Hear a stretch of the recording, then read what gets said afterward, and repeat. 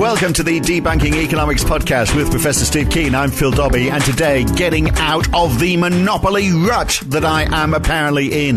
One listener says I need to be put right on my thinking in monopolies after I said they were holding Australia back because the size of the population meant there just wasn't enough competition for the economy to work properly. And as a result of that, I said Australians were paying too much for stuff. Well, I need to change my thinking. So let's do that today on the Debunking Economics podcast. All right, now, Steve, you need to help me, apparently, get out of a rut on monopolies. So Peter Y, just the letter Y, not sure what that stands for, says, I'm obsessed with competition. Now, look, I think this stems from, we did a piece a little while back on, when, I asked the question, was Australia too small to succeed because there wasn't enough of a population to support competition? So my argument was, doesn't that push up supermarket prices? Isn't that why Australia's got very expensive telecommunications charges? In lots of ways, is a lack of competition, meaning Australians have to pay more. But he says his point is, as per your book, perfect competition and monopolies will reach the same price because they actually see the same demand curve. He says, why not explain that to him so he gets out of that rut in his thinking? So now, look, I sort of get this. So if you've got a new competitor, tell me if this is the thingy. If a new competitor comes on the scene, it doesn't necessarily add to demand because others might reduce their output, so the market demand remains unchanged. Ultimately, is that the argument? Because I can't see that happening that way. Peter Y, you have to correct him here. No, mate, that's not the argument at all. Right. Okay. Good. Peter gives a good, as he said, as per my arguments in Debunking Economics, and let's just to give a bit of background on that. When I wrote the book, or decided to write the book, my intention was to make accessible all the existing critiques of mainstream economics that I was aware of. The only critique I was going to add with my own was the actual critique of Marx's labour theory of value. Because I knew that people would, say he's just another bloody Marxist lefty criticising sensible capitalist economics, or put this in your pipe and smoke it.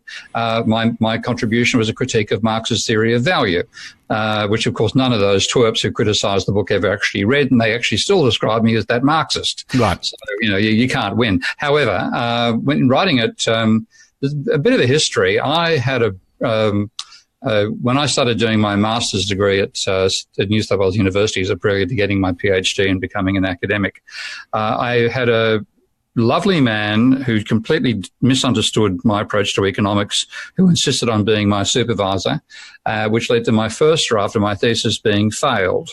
This is a bit of a long personal story.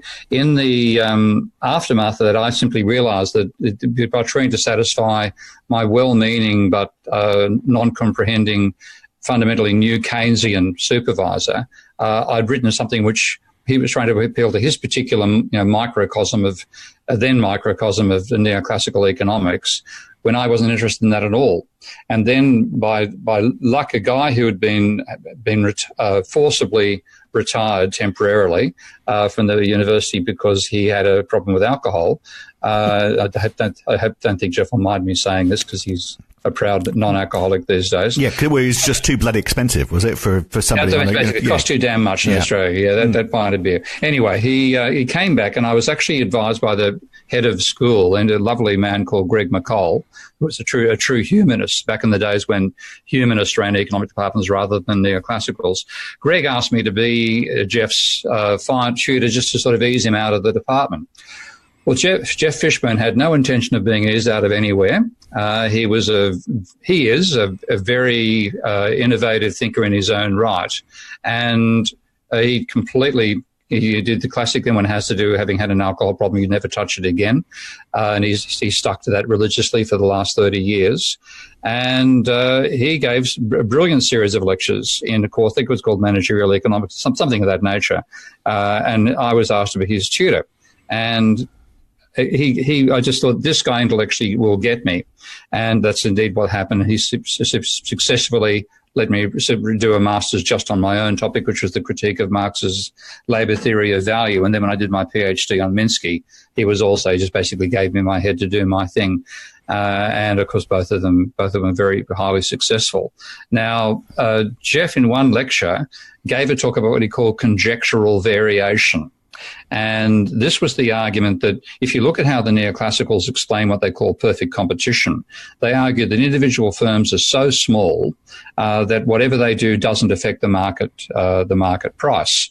So they every unit they sell will sell at a fixed price, which is the market price. You draw your big demand and supply curves, get the intersection point, draw a dotted line across to an individual firm. That horizontal line is the actual price they'll sell. If they sell 1 unit, they'll sell it for that price. If they sell 1 million units, they'll sell it for that price. Right. And if they move from that price, they won't sell any at all. Exactly. Yeah, it's the totally disappearing demand. Yeah, and then what Jeff showed in this argument was that if you think about what it means that the market that the individual firm perceives, it conjectures that a change in the output of another firm will have no impact upon it. So the conjectural variation had to be zero. But he showed that the only way that the thing would actually work was if the conjectural variation for both firms was -1. So effectively, if they increased their output by 1, they expected another firm to reduce the output by the same amount and boom, no change in the market price. Logical contradiction. So that was sitting in the back of my mind from sometime in the early 90s. Well, I mean, that's crazy, isn't it? Because they're going to they've got machines producing stuff at whatever, hopefully close to full capacity. They're not going to, if they were to cut demand because they're thinking, cut production because they don't think there's enough demand because there's more companies on the scene, then their cost of production is going to go up because they're going to have all that spare capacity. The actual logical problem is the whole idea that you want to combine a downward sloping market demand curve, which means every additional unit put onto the market necessarily reduces the market price. Okay? That's your downward sloping market demand curve. But here they had the idea that the individual firms, every extra unit they produce changes the market price, not one zot. Changes zero. So you had the idea that the rate change of market price with respect to output of a single firm was zero, while the change of market price with respect to the total output of the market was negative. Now, they are two logically impossible situations, but of course, neoclassical economists are a bit like, what's the classic book in Alice? I think it's Alice in Wonderland. Do 3 impossible things before breakfast. They can hold 3 contradictory thoughts before they wake up.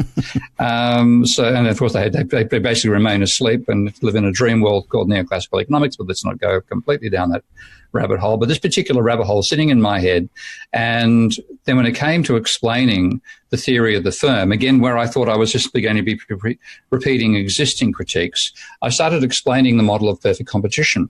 And as part of that, I graphed the function for total revenue for a market, total revenue for an individual firm, and aggregating the neoclassical vision of the amount that was profit maximizing for all those individual firms. They all produced at the profit maximizing price according to the theory. That was where marginal cost was equivalent to market price.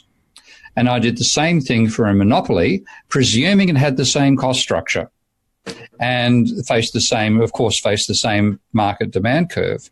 And I found when I looked at the profit point that the monopoly was indeed producing at the point where profit was maximized, whereas the competitive firms were producing in the aggregate past the point where profit was maximized. And I thought, hang on a second, how is it possible to be following what's called a profit maximizing rule and producing more in the aggregate than the profit maximizing amount?